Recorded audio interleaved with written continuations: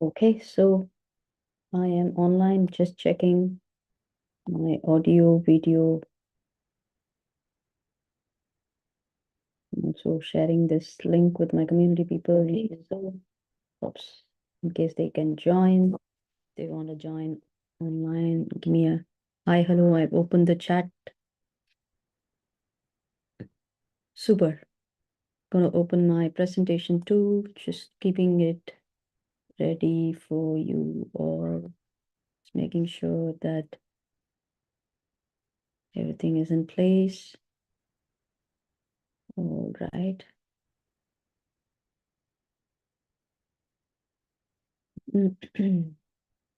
Okay.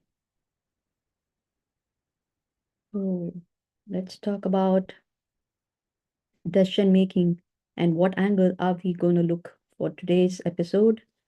And in case you have been watching this live for some time now, we are on 58th episode where we are talking about bringing emotional intelligence in your daily practice, daily life. And, and we have seen different skill set, very important um, critical skill set, and we dwelled on it very deep. And today we will see we are on episode number 58, and officially we are jumping into we're actually on the second leg of the series. We've completed the first 50 episodes, and we are slowly moving to the finishing line, but we still have um, a lot to go through. But before that, I would just like to understand, in case you've been watching this or listening to my podcast every day on this episode, by now you must be at least clear with the principles of emotional intelligence. You know that I've been grinding the same principle from the day one, that emotional intelligence is within you, the wisdom is within you. It's not an outside study. It is about you and about how you handle your emotions, and the same way how you want to handle the emotions with people around you. Because we are dealing with emotions, because we are dealing with people and people have emotions, and so it is very important for us to also learn how to handle emotions. Okay, even if you're not dealing with the people, you are dealing with your own self day in and day out. There's always a conflict among us, right, within us. And there's always a little voice, right, whenever we want to do, there's always a little voice coming and opposing us, right? We want to be aware of it, we want to manage it, we want to make sure that we embrace that along the way, and we want to listen to those data point also. Similarly, how effectively can you listen to the little voice of other people? That's where you're going to channelize them and you're going to embrace them in your journey, and you're becoming a natural leader. Now, does it mean is it only applicable for somebody in the corporate, somebody in the business, somebody in the very, high stake profession? No, it is also for a parent. It's also for a mom. It's also for a dad. It's also for a student. Individually how they carry themselves, and also if they are dealing with people around them. As a family, you're a natural leader as a parent, right? You have to run a family.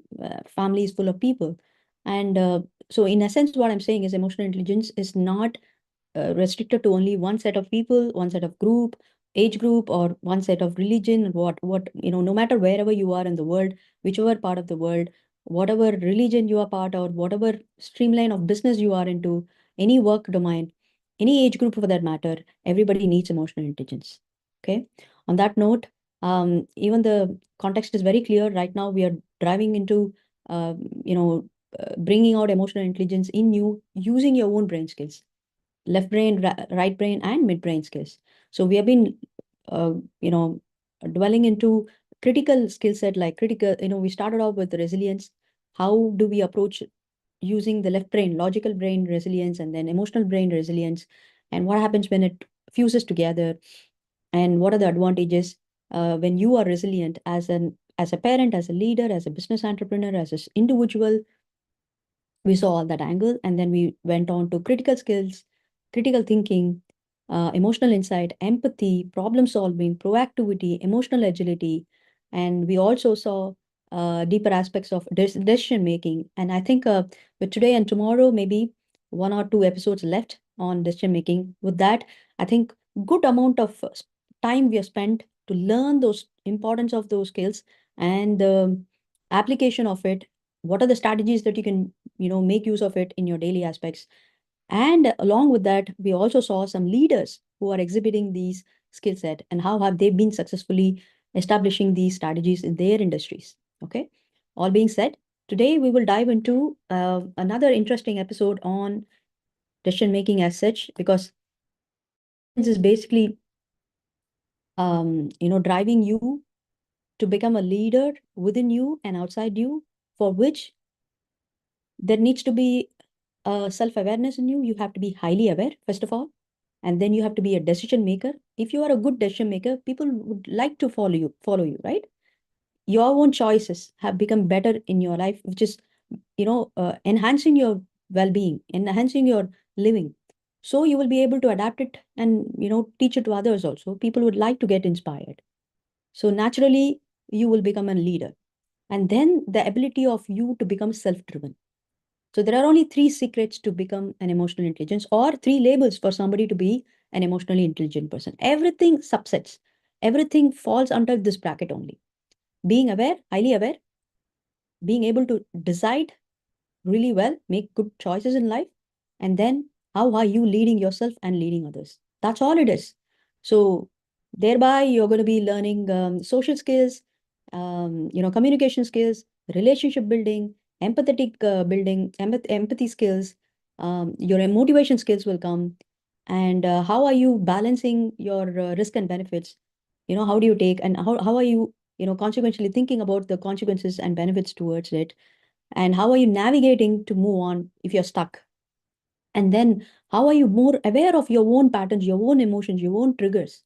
And so you'll be able to read the same in others. So all these are subsets well within that three brackets. If you want to be calling yourself as emotionally intelligent, you will be labeled to see, okay, oh, nice, this person is able to express what he thinks or he or she thinks, and also able to understand my feelings and, thoughts. Wow, there's something superpower in him. Okay. And then, oh, look at the choices they have made. That the quality of life is depending on the choices they make, the quality of choices they make. And so are their success patterns.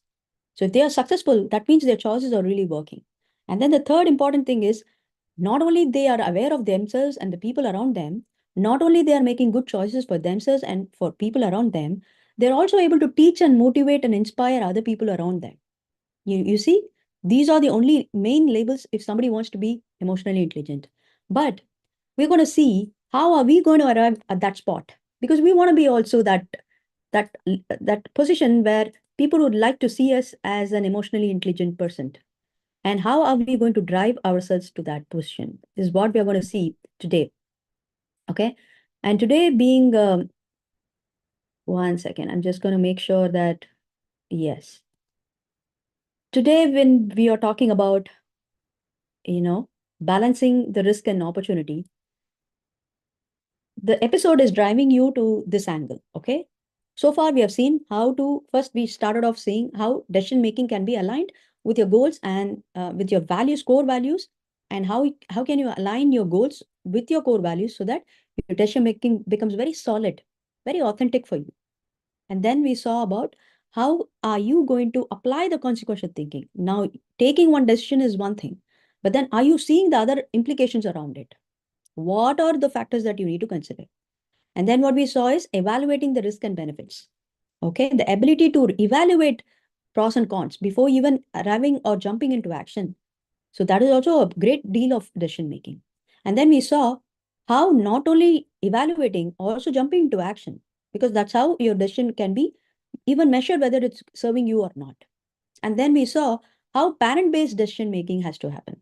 And then, yesterday we have been seeing, day before yesterday, we've been seeing how smart decision making for a long-term impact for business people. And yesterday we saw how smart decision making by assessing the risk and benefits. And today we'll see how to balance that risk and opportunity, making it very confident decisions in you. Okay. Uh, is this needed for everybody? Of course, yes. Emotional intelligence as a skill is needed for everybody. And especially with this kind of a, what do you call it? It is a strength, right? What if you're able to balance out thinking of the risk as well as the opportunity? Because people who are not optimistic cannot see the opportunity benefit in it. It's very, because their brain style is like that. They're so left brain, logical brain driven. They only see the problems. They only evaluate the risk in it. But evaluation has to happen with both the opportunity also, right? Why? Because the right brain component is being optimistic, being able to see the, imagination, what do you call it? The visualization of future, the positivity in it. So it does take both the brains involved. Okay. So your decision has to have foresight of even long-term benefits. It's not only to safeguard you from the risk of short term. It is also about why are you doing what you're doing today. Many of us as a parent, you know, when you do something today, it's going to benefit your children in the future, right? Naturally, it's that's how we will naturally, focus on our choices. So similarly, in each domain, as an individual, are you seeing through both these sides? So it is very important to activate both your brains. And that is why in this entire series, we will talk about brain skills also. So I'll tell you which skill will activate your, logical brain and intuition brain. Okay. So let's talk about what is risk opportunity balancing. Your left brain is approaching using the data and logical analysis to measure that potential risk versus the rewards. Remember one thing very clearly, if there has to be if you want to be making a quality choice, which is something which is really 99% worth it, both for you and for people around you, then it has to be a balance of both risk and rewards in it. If you don't find a reward at all, you may be excited to take a call now, but you won't be able to have a sustainable effect because you're not motivated. There are no rewards coming in. And brain needs instant gratification, first of all. If you don't reward your brain, it won't work for you. And because we are talking about brain skills, it's highly important that you pay attention to what your brain styles need. And accordingly, you can rewire your brain. Otherwise, it's going to be, if you keep conflicting, or if you're not aware of what your brain styles is actually about and where you want to take your brain styles, then it's going to be a conflicting effort every day. Okay. And then your right brain approach is asking you to tap into intuition, which gauge how each risk and opportunities feels also. This is another component most of us do not pay attention, including me. When I think I have a superpower in taking quality decisions, of course the decisions was timely. It had an effect of time saving. There can be a lot of metrics attached to understand the quality of choices you make. Okay, in my life, in my definition, if I'm able to save time and effort, and money, resources, depletion of resources, everything, then I thought it's a successful thing. Okay. And that's how our decisions were taken care. And most important aspect is I not only see, for my time saving, energy saving, and then I thought, okay, this is really working. I'm able to do that for myself and also for my people around me. So it was, functionally well. And of course, the quality of choices has reflected in the quality of living. But somewhere I really felt some vacuum. And then when I went and researched, I missed to understand the emotional impact. Okay.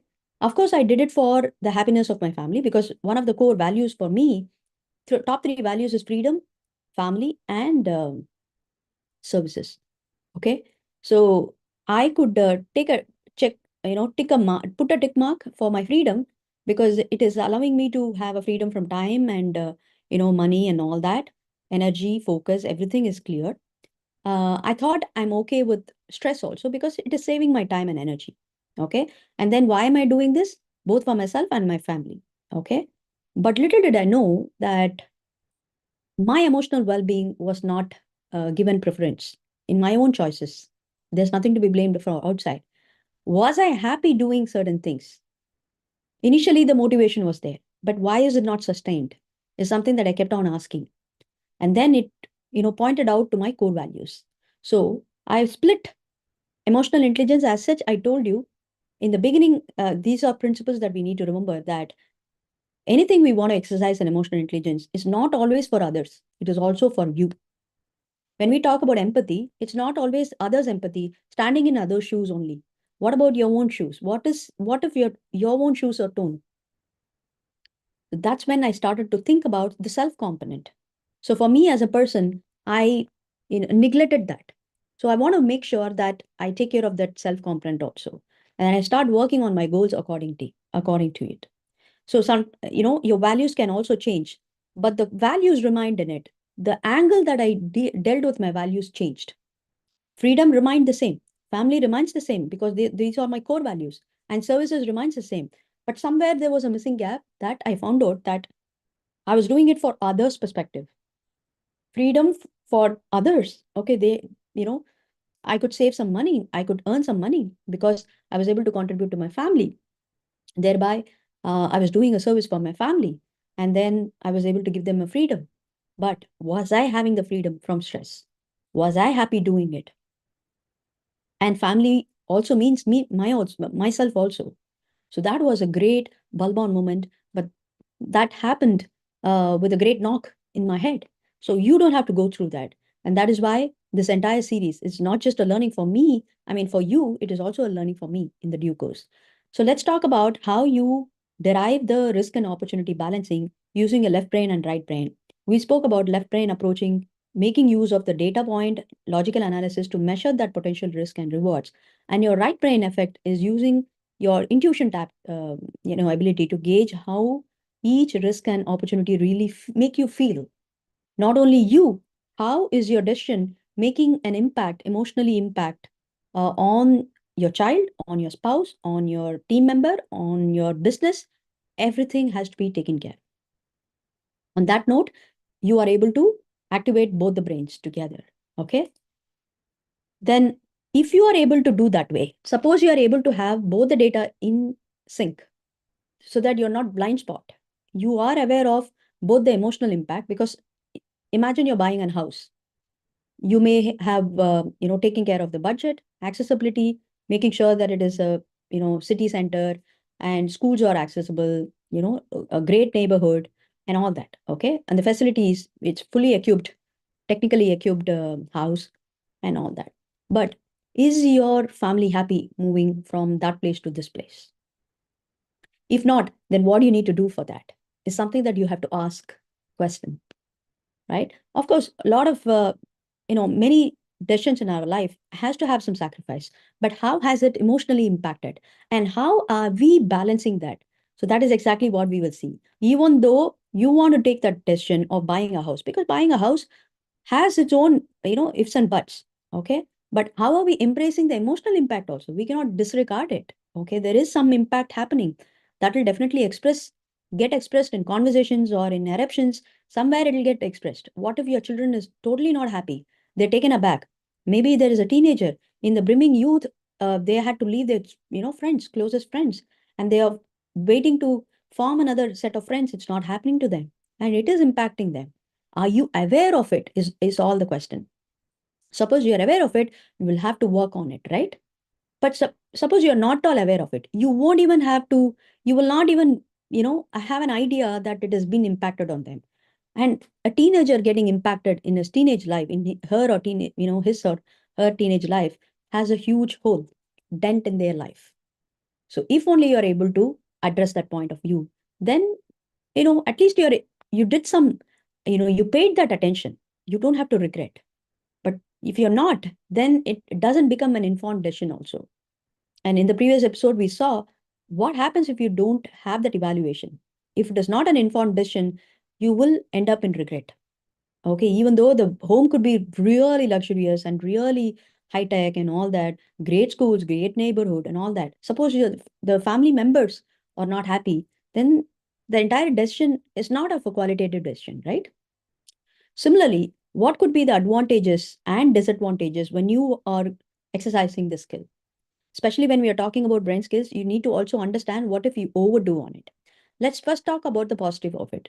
When you are able to balance the risk and opportunity in your decision making by considering the logical and right brain, the creative, the emotional brain aspect, what you will see is you're going to minimize the regret.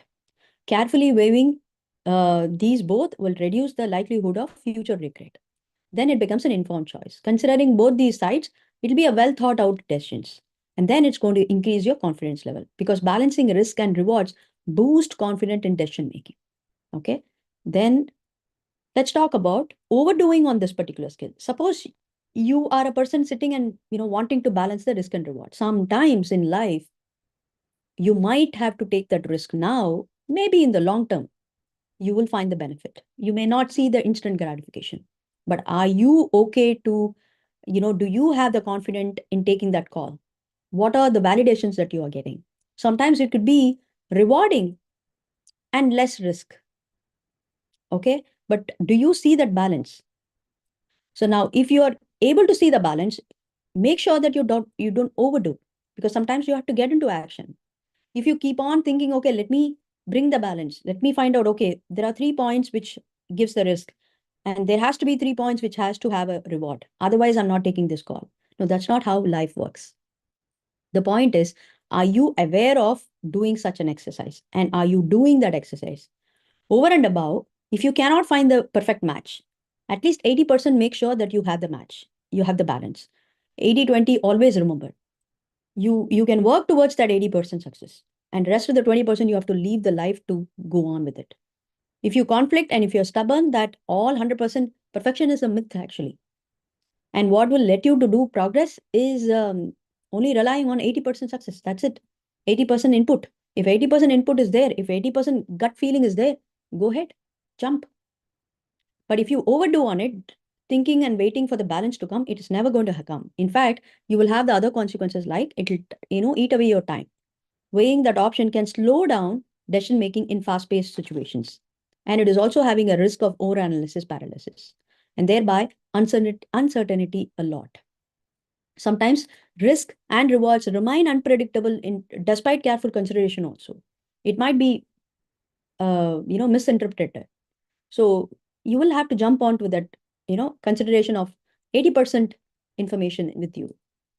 Then the importance of risk and opportunity balancing is, if you don't have that skill at all, you will have a poor decisions which are, taken out of too being cautious or too being reckless. Neither of it should happen. Okay.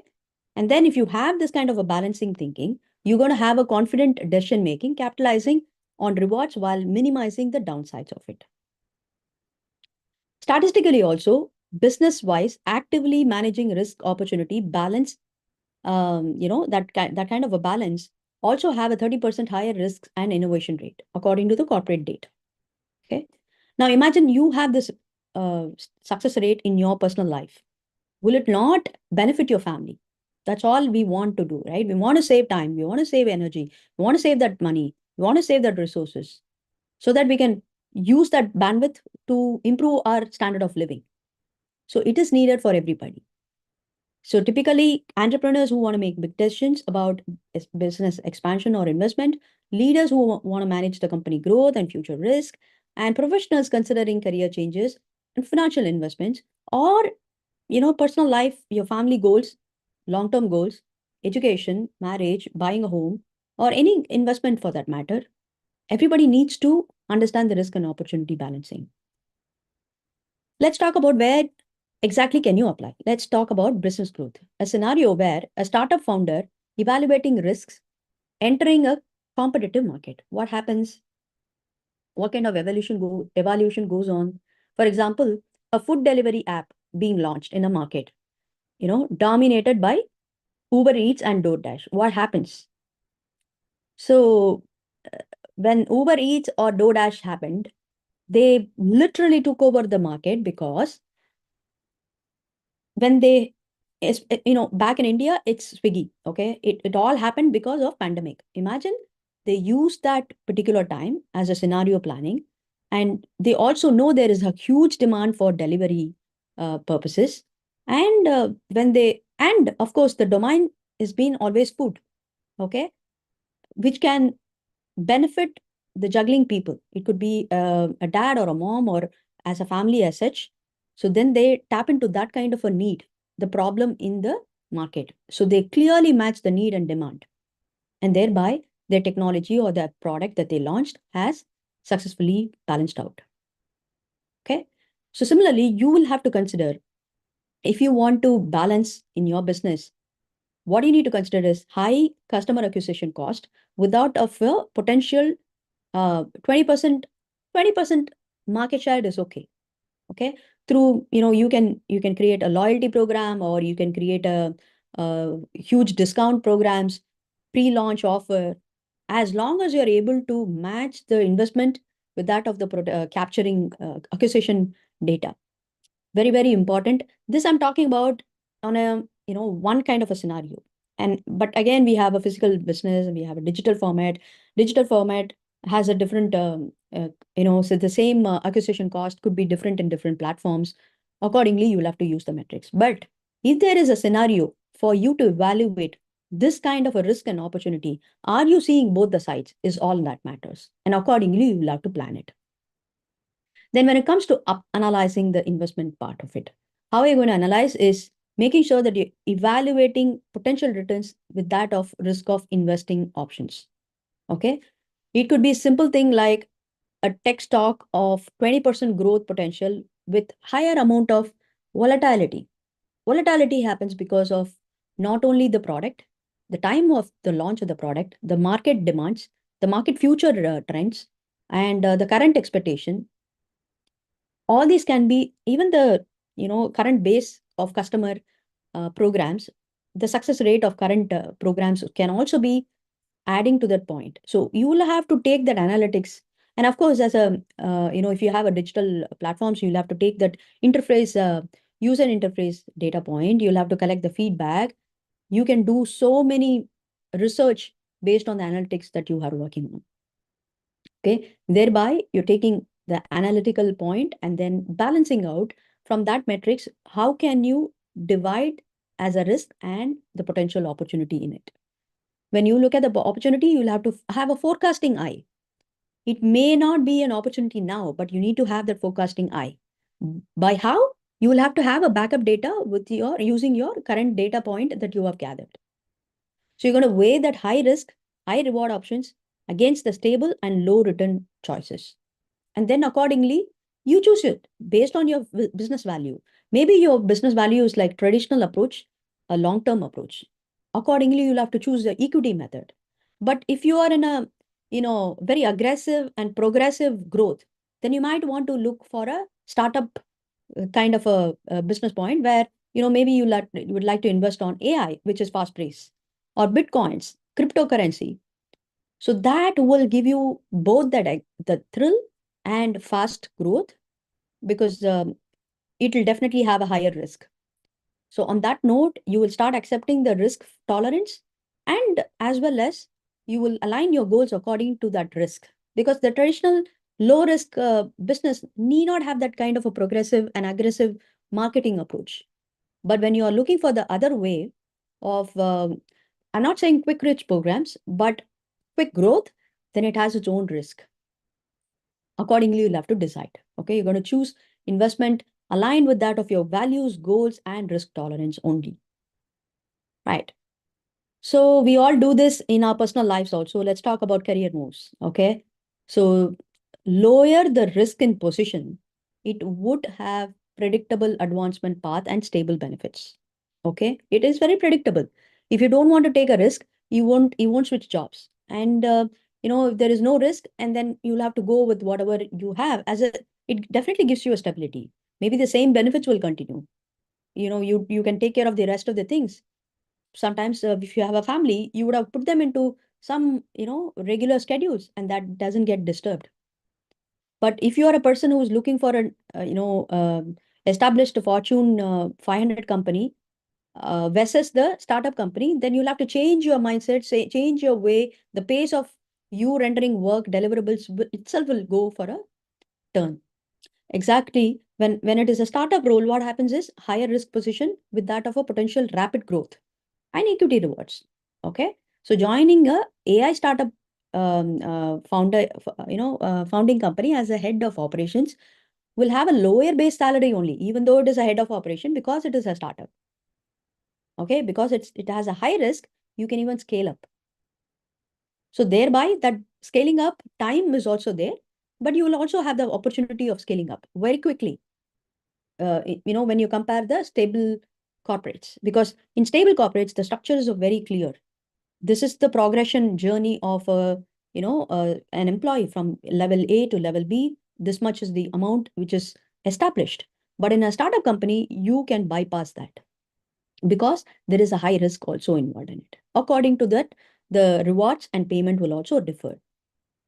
When it comes to parenting, a scenario where a family is considering to move abroad for better opportunity, it's a huge mindset change. It's a change, it's a shift for everybody in the family, not only the employee who's working there. It's also, it could be a dad or a mom who's trying to move, but then the entire family has to go through the change. So what are the risks and what are the benefits? You as a parent, can you see that? When you relocate, let's say from US to the East or East to the US, whatever it is, it's going to be at least minimum of 3 to 5 years of work assignment, right?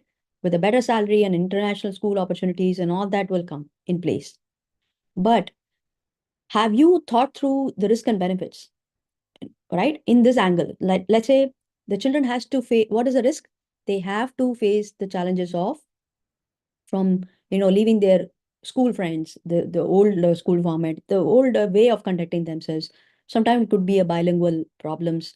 At the same time, at the same time, there are opportunity also. The same bilingual problems after some time can become a bilingual skills for them. They might want to learn that other skill and they become a multilingual person. It can still be an opportunity. It can turn as an opportunity.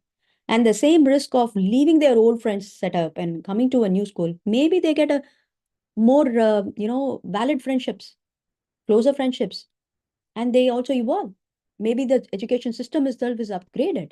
So there's a risk and opportunity attached to it. But are you as a person, are you aware of this? Can you turn that risk into an opportunity? Can you translate this as a communication to your family? Only when you can see this, can you communicate this to your family.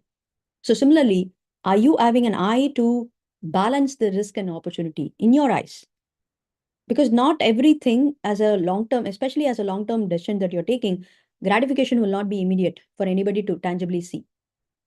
That is where you're going to be optimistically approaching in your talks, in your way of actions, right? In every way, you will have to understand there is a balance and accordingly through that.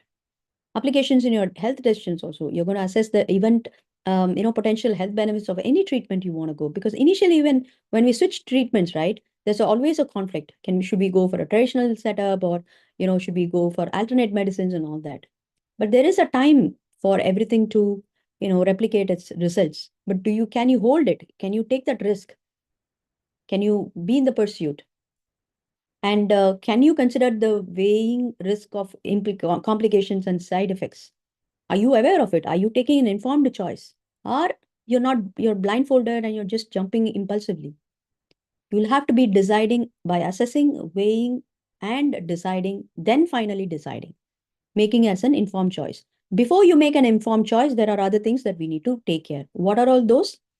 First is understanding. We're going to be talking about brain strategies. First is your left brain. You're going to understand the metrics. Okay. How you're going to do is option A, what is the risk and what is the reward? And what is the frequency? Is it high risk or low rewards, or high rewards, low risk? Accordingly, you're going to set the frequency. Not just this, when you come into a community, I'm going to be teaching you specifically for EQ-based decision making, the technicalities behind it. I'm going to be giving you a metric sheet where you will not only measure the frequency and the variables, you will also have 4 more main categories, whether it is rationally oriented or emotionally oriented, whether you're doing it for self or for others, whether you're doing it for now or for long term. You see, whether that has a risk or benefit, we'll go deeper into it. And everything is based on emotionally intelligent metrics. That means there is a fusion of both logic and emotional brain. But here in this episodes, I can only give you a glimpse of whatever it is. But when you are jumping into my community where I will drive you to emotionally intelligent, focused skill set, that's where you will, learn more deep into it. And this is open for any woman who's likely to learn more about emotionally intelligent skill set, because I am on a mission to help 1 lakh women achieve emotional intelligence. And that is my mission for a long time now, and it will stay for that. But that doesn't mean I'm disregarding the other people who want to learn and grow. I'm going to be giving you the gifts. If you stay till the episode end, in a while, you will know what are the gifts for other people. Then comes right brain. You're going to trust your intuition. That is your purely your right brain active. This is my right side. You're going to activate your right brain. How? You're going to analyze. First, logically analyze, assess the risk and rewards. First, get that logic in place. When you are tapping into your intuition, also, you're not going to act wildly. Even the intuition needs some data. It needs that 80% data. Only that 20%, you will go with your gut feel. You see how beautiful it is. Even when we are talking about right brain skills, there is an infusion of both the left brain and right brain happening. Then for you to tap into your trust your intuition after analysis, then you're going to feel it. You're going to trust your gut feel about which option aligns the best. You're going to ask yourself, what, which one would you like to choose and which one is staying closer to your heart? Which one will it excite you more? Which one do you think can be handled by you more? So these are some self-discovery questions that you need to ask, okay, to be able to tap into your intuition.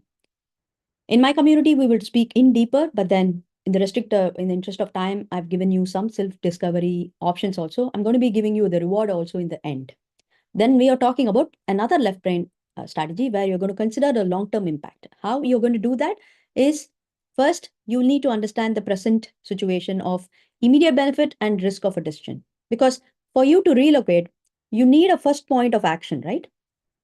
So immediately what you will, example, if you're in a relocation. So when it comes like from India to US, so what comes on your mind is the currency effect. And of course, you can save a lot of money.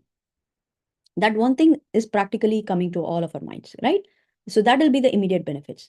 And what will be the immediate risk? Maybe based on your journey, your life, your family. Maybe you have a toddler at home. So the risk of leaving the toddler with your spouse and with support or without support can be the first risk which comes to your mind. So similarly, for all decision making, there has to be one immediate benefit and one immediate risk. From there on, you can build on it. How? Then you're going to go for near future.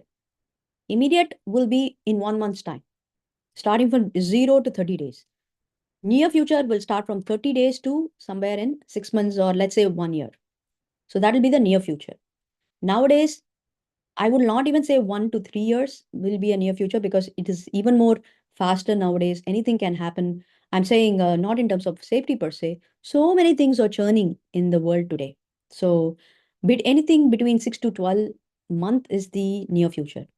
And between 1 to 3 years, and based on the events that you're deciding, it could be from 5 years to 10 years. Okay. I will not even say 10 years. 10 years is huge timeline to decide. So between 1 to 5 years is the long-term vision. That much we can work on. Because after 5 years, so many things, AI got disrupted, the entire industry. We never know how the education system itself is going to churn around. Imagine if the education system is churned around. Look at the people who gets graduated. Where will they go and find jobs? What kind of jobs will they go and see? Because they have to upskill. So far, they have been learning for what? And they will be working for what? So there is a huge gap.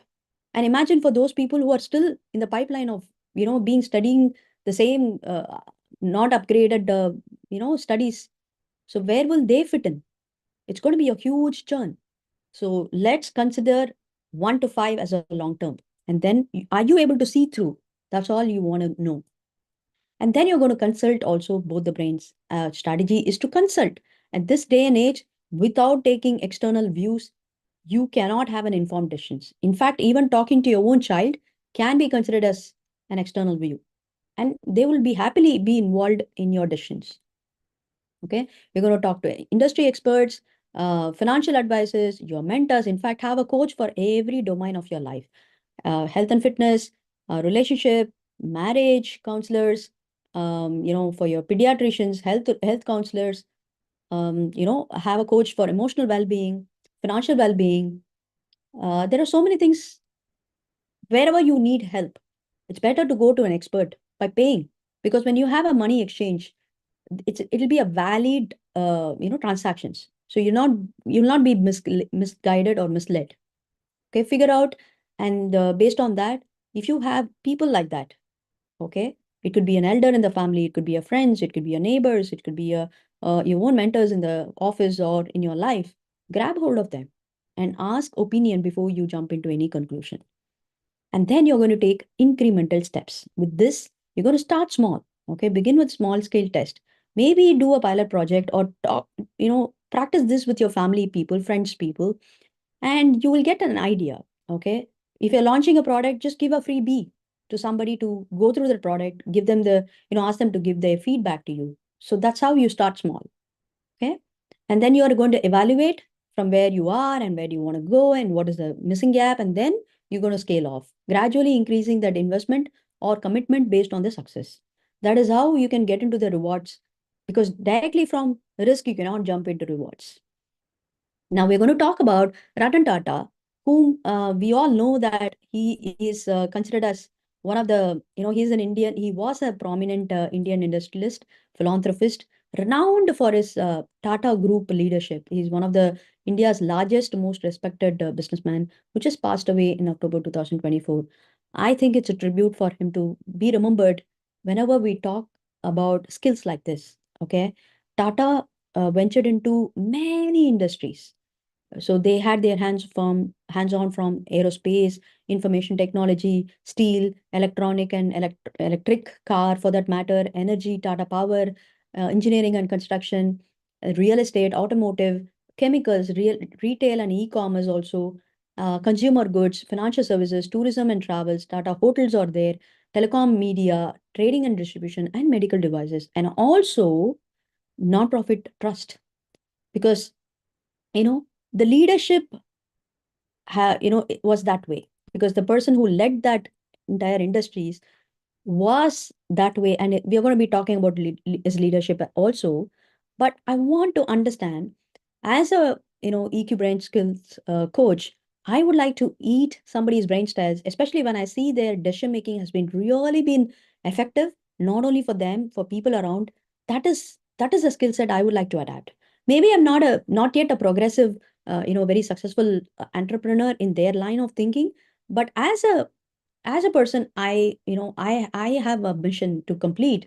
And I am a mother myself. Like me, there will be so many people who would like to contribute for their freedom, their family, and want to do services. What can I learn from this kind of a person?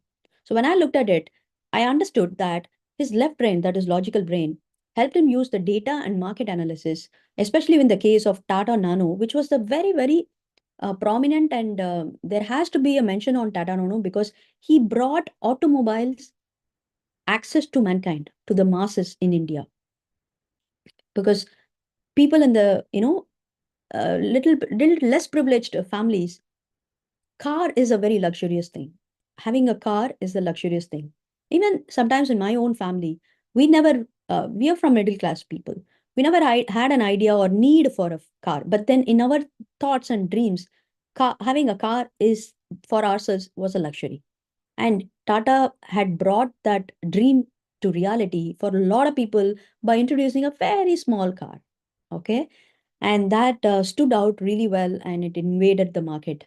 Why? Because he tapped into that kind of customer dreams, customer impact.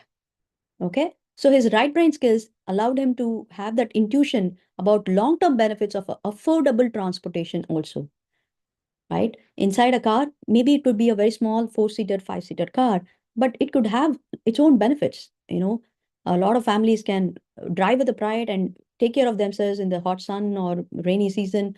Their family can be safe, and they can drive, uh, you know, with pride. So on that note, especially for this project, so what it was a high risk, initiatives, because this is one of a kind, and it pioneered before anybody's, ideas, but it had its own risk and adventure and innovation in it, right? So his top talents were risk taking, willingness to take that calculated risk on on bold ideas. It was a bold initiative for bringing, although it was a noble goal, it was a very bold thing because he pioneered that.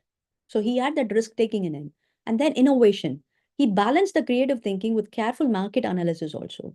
He didn't impulsively build some luxurious car and tell them, this is for you. I made it for you. You'll have to buy it. It never matched the customer demands at all. So instead, he calculated that, market analysis very, very clearly. And then for that kind of a market, he innovated something. So his leadership is like transformational leadership. balancing risk and opportunity for a game-changing automotive innovations.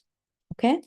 So what can we adapt from his leadership style is long-term perspective, understanding the short-term, immediate gains or losses from a decision, and then also doing a midterm effects on personal or professional growth in a span of 1 to 3 years. And then the long term impact on life goals, overall trajectory beyond the 5 years. Now, we need not be like a Ratan Tata leading industries, but how can we adapt this into our daily life is like this. First, I have an idea of short term, which is 0 to 30. Midterm, as I said, 30 to somewhere, 1 year. Okay. Expand that to 3 years if you want. But from 1 to 5 years, can you see through the line? Earlier, when I was doing an interview, when I was asked in an interview, I'm talking about my school time right after the graduation. And when I was in HR, we used to talk about 10 years down the line.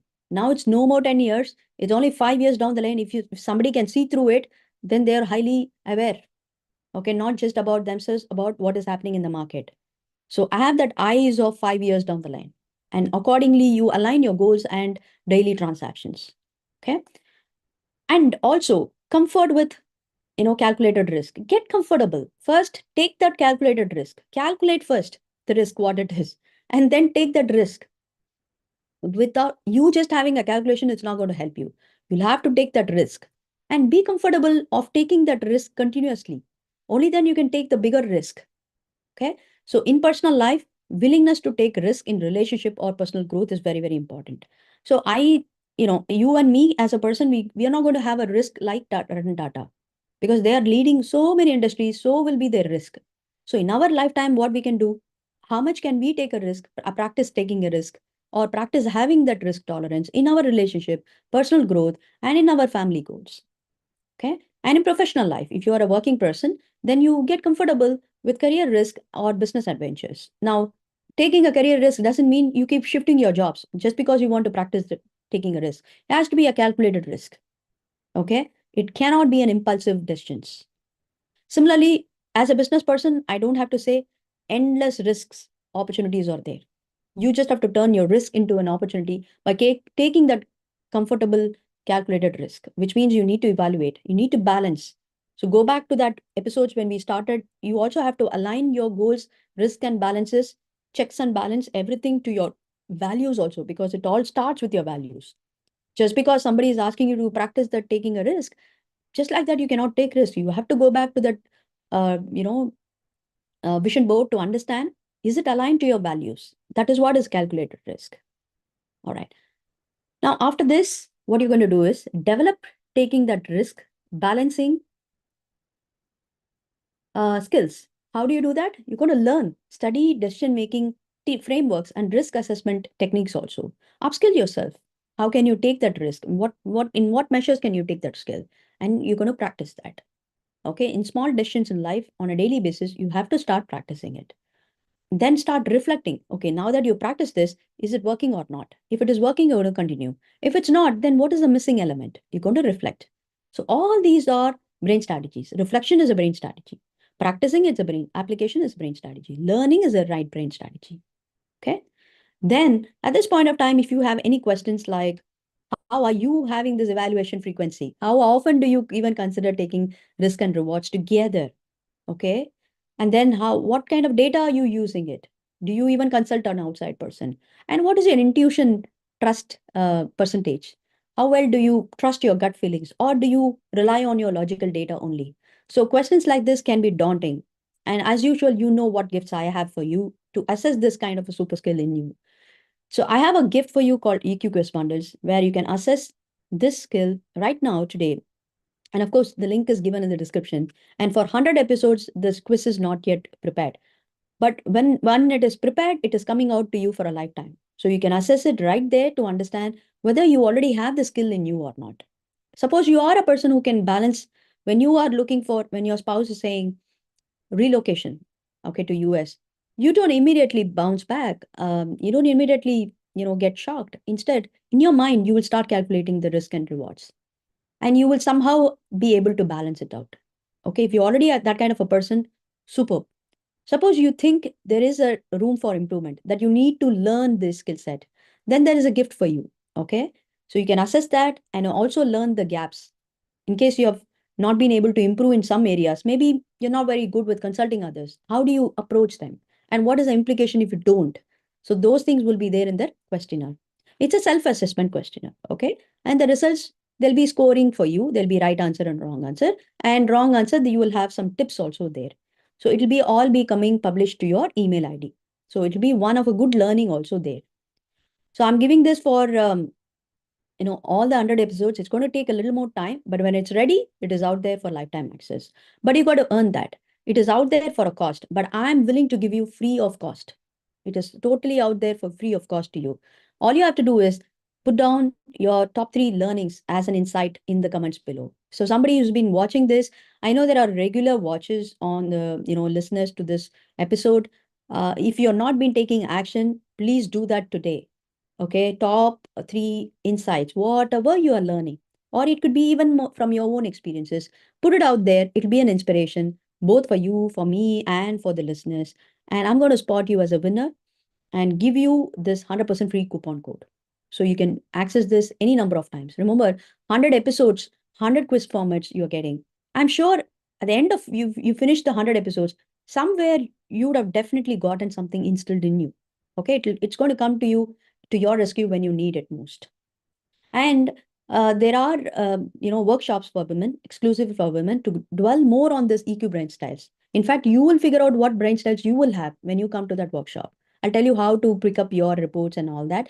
And what does that report actually help you in defining your goal set? So we're going to be deciding all that in the workshop. It's a fun, interactive workshop. The link is given in the description. Register there. Whenever it's going to happen, it will get notified. So it's only out there for women. But for others, there are free resources like this. YouTube Live is opened out there. After my live is happening, it'll all be stored as a recordings. So you can play it any number of times. And there is also a podcast I'm doing for all these episodes. So if you have, if you, first of all, if you haven't still subscribed to my YouTube channel, please do so. So that next time when I come for an episode, you'll be notified. Similarly for podcast. If you are on the fly, on the go, you can just listen that 20, 30 minutes shorter version of whatever we are speaking. So subscribe to my Spotify. And of course, you are getting EQ Reels in a very shorter version and EQ blocks called EQ Sparks, where I'm going to be giving you themes, storyfied theme for mom to understand what are the challenges you will actually face and why would you need emotional intelligence. So all are coming to you free of cost.